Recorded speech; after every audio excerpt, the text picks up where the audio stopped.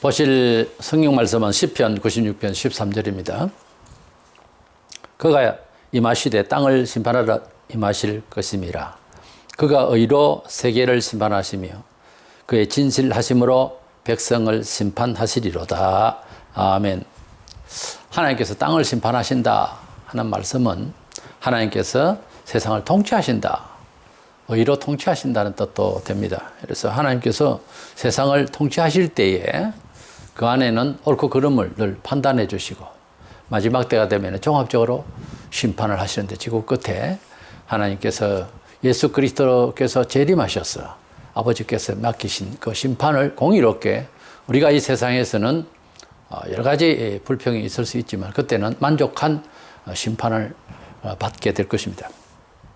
그래서 말세가 되면은 우리가 하나님께서 간섭하시는 뚜렷한 세 가지의 심판이 있는데 그것을 생각해 보려고 합니다. 먼저는 하나님께서 이 말세가 되면은 당연함에도 불구하고 하나님께서 죄에 대해서 심판을 하신다. 다시 말해서 그동안에 죄를 짓고 또 먼저 판단받았으면 받고 멸망받았으면 받고 했지만은 말세가 되면은 더 이 심판이, 죄에 대한 심판이 가중될 것이고, 그래서 어떤 면에서는 우리가 좀 더 회개할 수 있는 기회를 제공하신 거죠. 그래서 이런 때가 될 것이다 하는 점을 알아야 될 것입니다.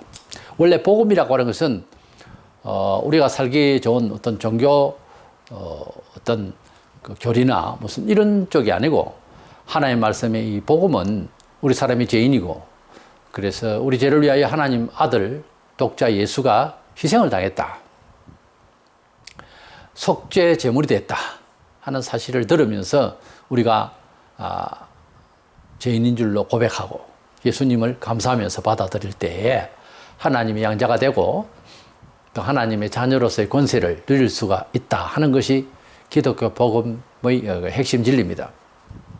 근데 성경이라고 하는, 복음이라고 하는 것은 전달될 때 그 목표가 우리 사람이 죄인이라는 거예요.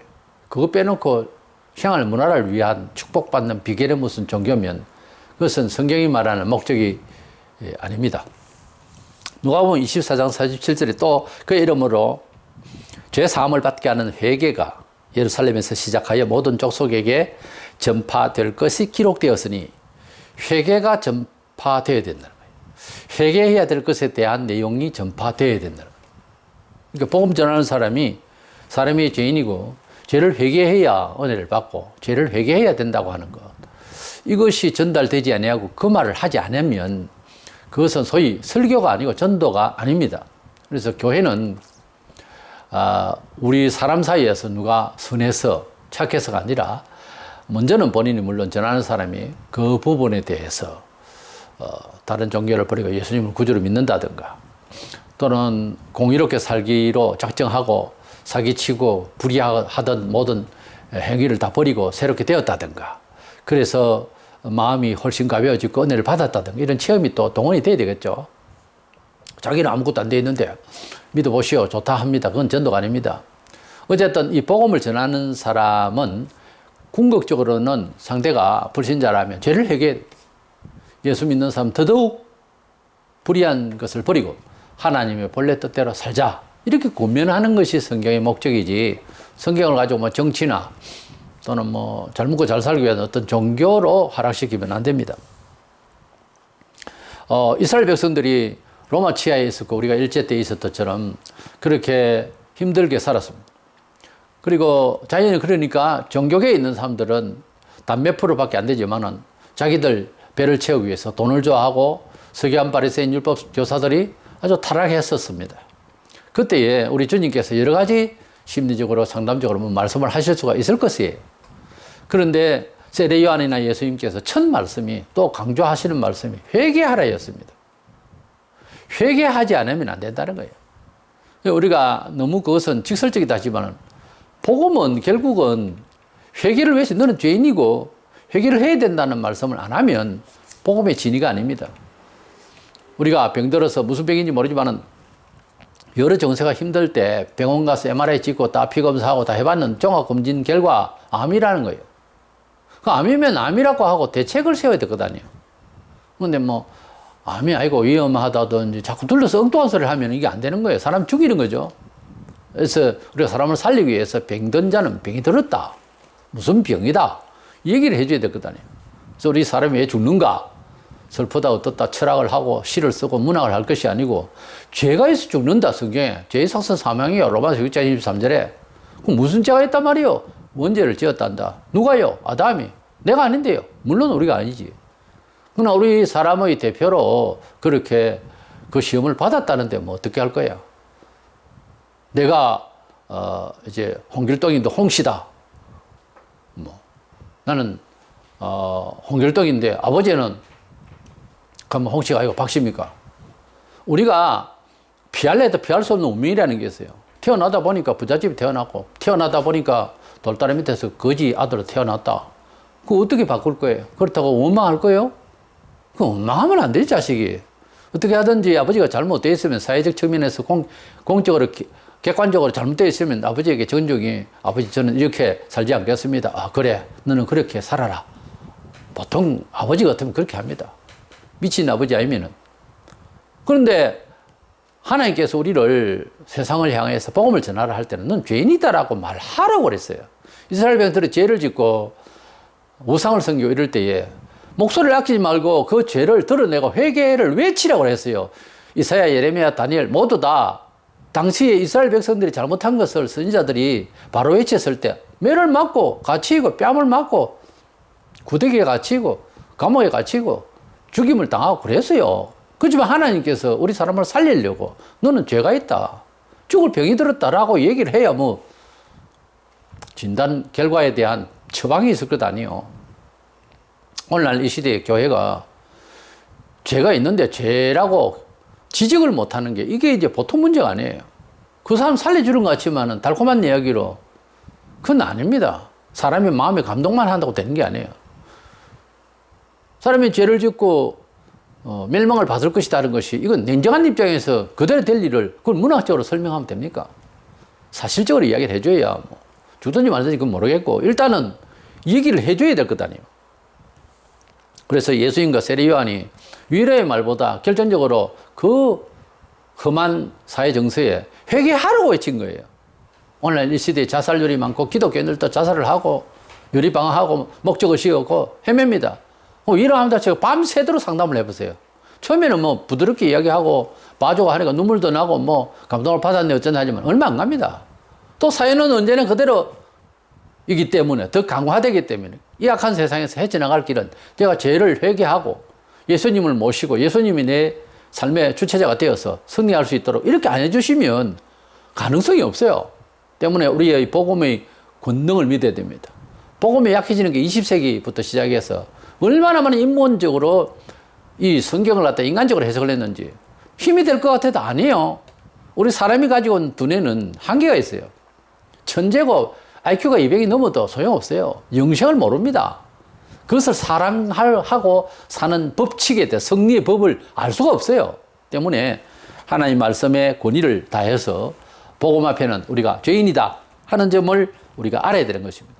그런데 이 세상은 날로 갈수록 죄가 아니다 이런 건 죄가 아니다 하고 아주 불의한 죄를 헌법화하거나 동성애 뭐 이런 거 뭐 이게 한두 가지가 아니죠. 불법이 많습니다. 도저히 천륜이 깨어지는 이런 아주 이제 사람이 사람 같지 않는 이런 행동을 하는 거죠. 그랬을 때 하나님께서 이것이 죄라고 생각하지 못하는 사람들에게 형벌이 있습니다. 자꾸 그런 식으로 나가면은 벌 받아요. 그렇게 되어지면 이제 종말에 가서 더 강해져 가지고서 더 반박을 하죠. 그럼 더 하나님께서 치신다 이거예요. 우리가 하나님께서는 현재 상황이나 2000년 전의 상황이나 정말 극한 마지막 때 그때나 똑같습니다. 하나님께서는 죄를 치려고 하는 것이 목적이고 말세가 되면 더더구나 이 죄를 가만두지 않는다 하는 입장에서 우리가 고려를 하고 우리 성도들은 잘 먹고 잘 사는 이런 문화보다 무엇이 죄냐 아니냐 하나님 뜻이냐 아니냐 이것이 더 예민하게 우리 삶에 있어서 선택의 기반이 되어야 되겠고 불신자들은 자꾸 그걸 부정합니다. 그럴수록 자꾸 형벌을 받아요. 말세가 되면은 이 죄 문제 영적인 문제죠. 이 본질적인 인간의 영혼의 문제 이 문제를 가차없이 하나님은 매를 치실 것입니다. 옛날에는 그냥 살았는지 몰라도 말세가 되면 더 하나님께서 적극적으로 그렇게 즉각 행보를 가하시는 것을 우리가 보게 될 것입니다. 에이즈 문제라든지 이런 병고는 세상에 천지 없었습니다. 근데 이걸 화를 당하면서 자꾸 하나님께서 치시는 거죠. 죄를 지으니까 자꾸 병마를 주시고 하는 거죠. 그래서 이런 죄 문제는 직접 영혼 문제입니다. 우리 영혼의 상태 문제입니다. 이것에 심각하지 않으면 안 된다는 거죠. 말세가 되면 될수록 영적인 문제에 좀 더 심각해야지. 뭐 물질을 가지고 잘 먹고 잘 사고 예배를 크게 짓고 뭐 이런 쪽으로 생각하면 안 됩니다. 두 번째로는 하나님께서 말세가 되면은 자연의 변화를 가져올 것입니다. 하나님은 산을 뭐 옮기시고 섬도 옮기시고 땅이 꺼지게 하시고 화산 폭발이 일어나게 하시고 태양도 어두워지고 앞으로 우리가 자연을 그냥 믿고 있던 사시사철 뭐 꽃 피고 세우고 겨울엔 눈 오고 뭐 그런 시절 없어집니다. 앞으로 그게 변동이 지금도 벌써 온난화 현상 때문에 상당히 지금 위험을 안고 있습니다. 예, 그래서 이런 과학자들은 더 놀래고 있는데 지식이 없으니까 멍청한 거죠. 바보는 즐겁다고 아무것도 모르고 있습니다. 과학자들은 나사에 근무하는 사람들은 때마다 별들이 움직이기 때문에 긴장을 다 해요. 이 지구가 한 방에 날아가는 것 아닌가. 그래서 고민을 많이 하고 있습니다. 옛날에 그런 거 없었죠. 그래서 갈수록 자연에 징계가 있을 것입니다. 이 자연이 살기 어려운 것은 우리의 죄 때문이죠. 하나님께서 만물을 지으시고 에덴 동산의 낙원이죠. 파라다이스에서 아담과 하와를 그리고 후손들이 잘 먹고 잘 살고 아주 행복하게 할 수 있도록 이런 별을 주셨는데 동산 중앙에 있는 검령의 실과를 먹지 말았는데 그걸 먹으면 죽는다고 창세기 2장 17절에. 근데 그걸 먹었어요. 사탄이 뱀 속에서 미혹을 해서. 그래서 먹었는데 하나님께서 사람만 나무라는 것이 아니고 사람이 이 땅에 죄를 지었기 때문에 땅을 딱 때니까 땅이 엉겅퀴가 나고 갑자기 살기가 어려워지는, 땀 흘려 놀아가지 않으면 안 되는 아주 어려운 땅이 되어버렸어요. 지금 현재 우리가 고통을 당하고 있는 이 피조물 세계에서 뭐 개발한다 어떤다 해도 참 힘들어요. 더우면 덥다고 힘들고 추우면 춥다고 힘들고. 그래서 이런 땅이 아니거든. 처음에는 천국에 가면 이제 완성하겠습니다만은 그런 어려움이 전혀 없는 새하늘과 새 땅이 있겠습니다만 지금 이 지구촌은 원죄로 말미암아서 벌받은 겁니다. 우리가 말세가 되면 죄를 너무 많이 지었기 때문에 실제 우리가 문화생활이 이 지구촌을 살기 어렵게 만들었어요. 오존층도 찢어지고 가스가 올라가고 온 땅도 더러워졌고 온갖 과학 이물질들이 찡겨서 물도 앞으로 먹기가 곤란할 겁니다. 지금도 벌써 그런 문제가 많죠. 갈수록 더 할 겁니다. 우리가 예수 믿지 않으면 소우주인, 우주라고 하는 우리 사람의 몸도 이상이 와요. 옛날에는 몸이 그저 뭐 그렇게까지는 아닌데 지금은 이상한 병들이 생깁니다. 예, 우리 몸 관리 잘해야 됩니다. 신자가 되면은 예수 믿으면은 전에는 예살했는지 모르지만은 전에는 예수 믿기 전에는 술을 만취가 되다 또 마시고 그리고 뭐 취미생활 하도 뭐 몸에 상처가 날 만큼 하고 막 몸을 웃기게 하는 것입니다. 우리 신체라고 하는 것은 그 사람 살아가는 인격체의 행위를 표출하는 것이 소재가 바로 우리 몸입니다. 그래서 우리 몸이 예수의 뜻이 들어있느냐, 우리 몸이 어떤 뭐 낭만적인 뜻이 들어있느냐, 또는 뭐 염세적인 철학이 들어있느냐, 우리 몸이 무엇이 들어있느냐에 따라서 우리 몸이 지배를 당하는 거예요. 우리가 예수 안에서 우리 몸을 관리하면은 그렇게 몸을 함부로 쓰지 않습니다. 우리 몸을 하나님 앞에 구별된 몸으로서 하나님께 영광을 돌릴 수 있도록 몸을 사용하게 돼 있어요. 그렇지 않으면 이제 형벌이 따르죠. 과거와 달리 지금 몸을 마음대로 써요, 사람들이. 예? 이런 문화생활들, 여기에 대한 하나님의 형벌이 있다는 거죠. 말세가 되면은 이 세상에 온갖 천지 만물 자체가 변화가 오고 변질이 오고 위험천만할 겁니다. 이때에 우리 사람들은 살아가기가 너무 힘들 텐데 회개해야 되는데 그때도 자기 몸 관리도 제대로 안 되는 거예요. 엉망이 되는 거예요. 가만두면 될 일을 온 몸에다가 문신을 하고 그 다 형벌감입니다.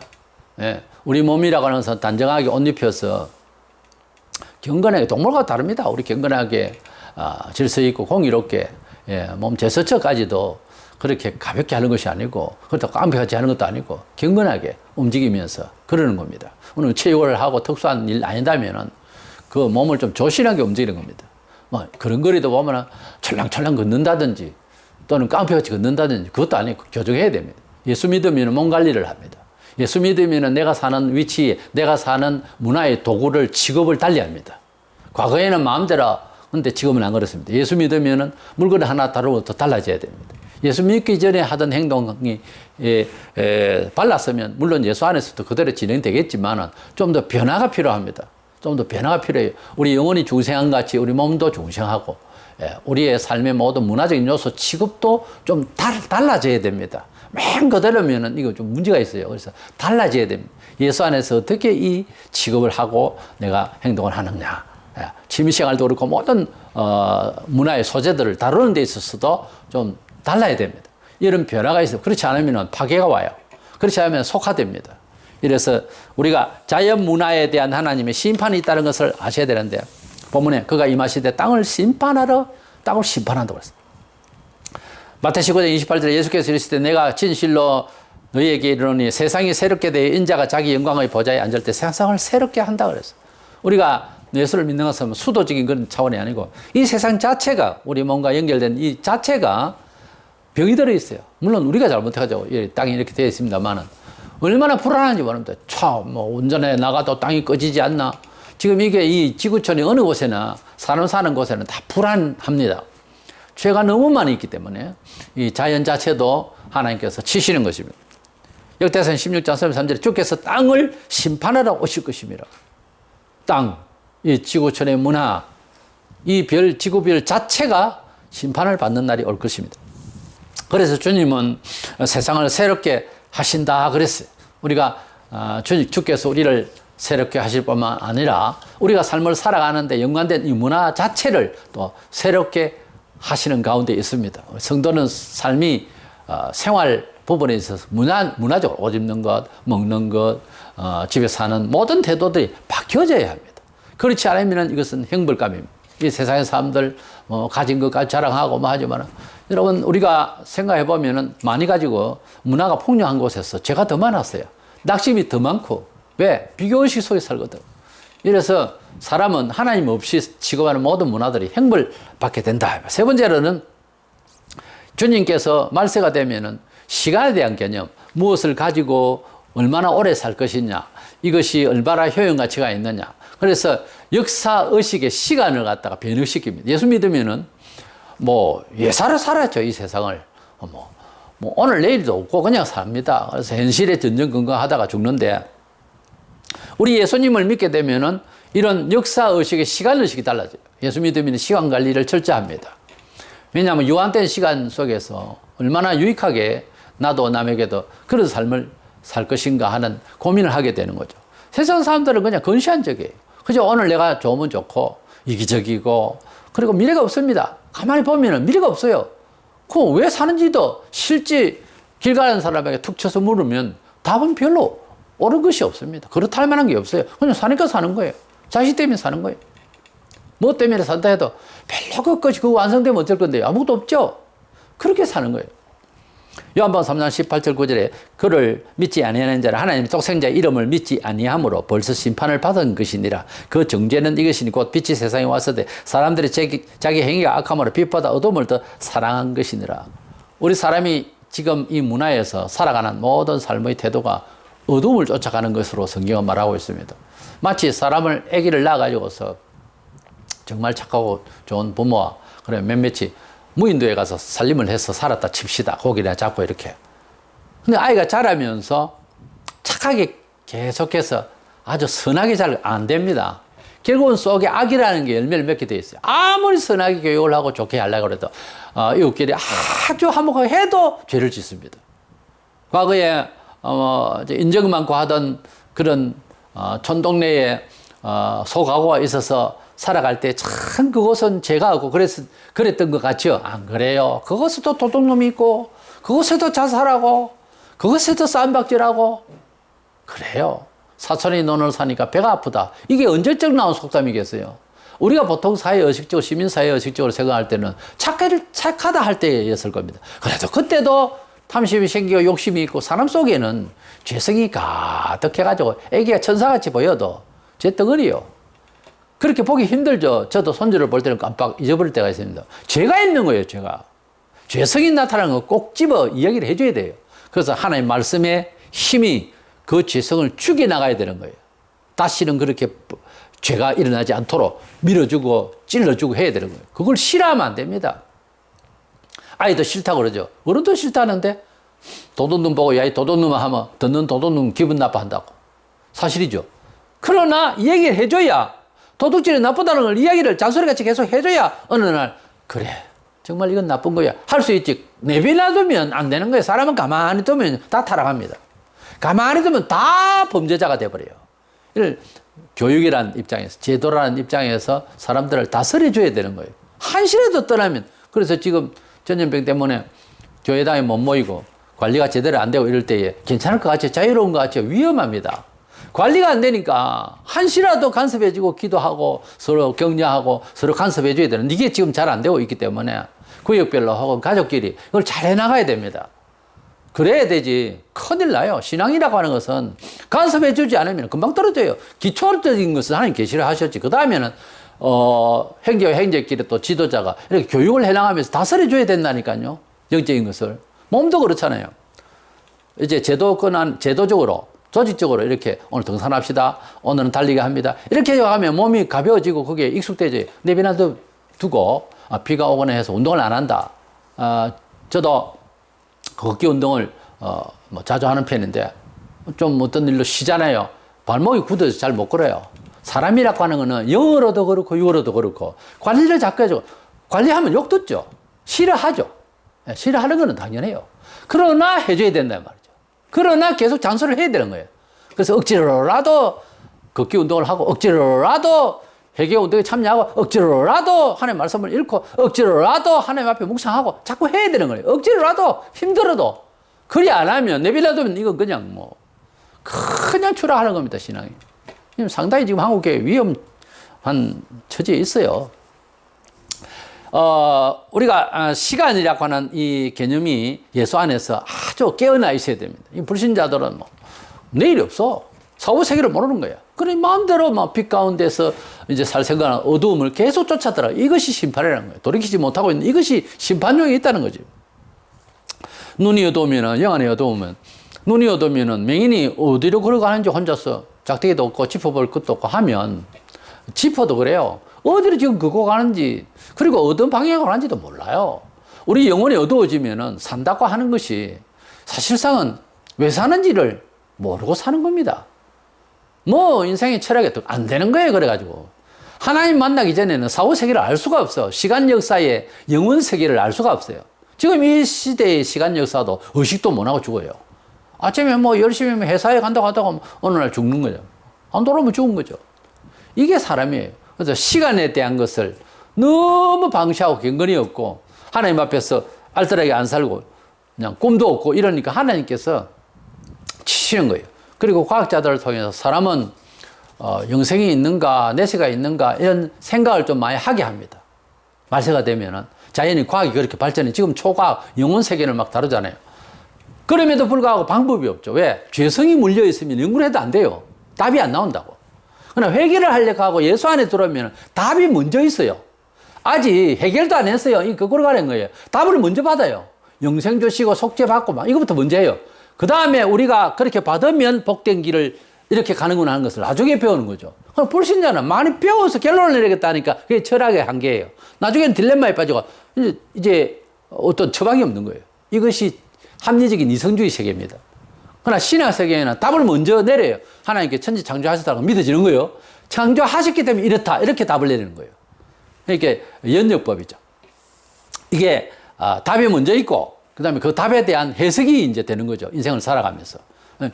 정말 그러네 하면서 감동을 받으면서 날이면 날마다 하나님을 믿게 된 것이 너무나도 큰 은혜고 큰 감동이고 다행이고 뭐 이런 식으로 감격을 하는 거죠. 불신자들은 가면 갈수록 문제네.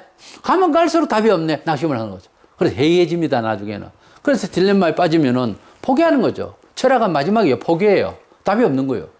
절대 답이 없어요. 계속해서 엔시어드가 없고 휴지천이 계속 물음표예요. 왜 그럴까? 이런 물음이 없으면 철학은 늘지를 않죠. 그러나 답은 없다는 거예요. 시간이라고 하는 개념, 영혼의 세계를 모르면 유한된 인생 7, 80도 제대로 못 삽니다. 이 불신자 세계에서 가장 큰 약점은 역사의식이 없다는 거예요. 시간이 사후 세계까지 이어질 것에 대해서 모르니까 지상의 삶에 대해서 시간 역사가 제대로 안 되는 거예요. 그러니까 마음대로 사는 거예요. 시간 관리가 안 되는 거예요. 이게 밤이 낮인 것 같고 낮이 밤인 거, 이 세상이 그렇잖아요 지금. 그래 밤이면 자야지. 그저 11시, 12시, 1시, 2시까지 술 마시고 놀고 그런 식으로 되니까 하나님께서 벌하시는 거예요.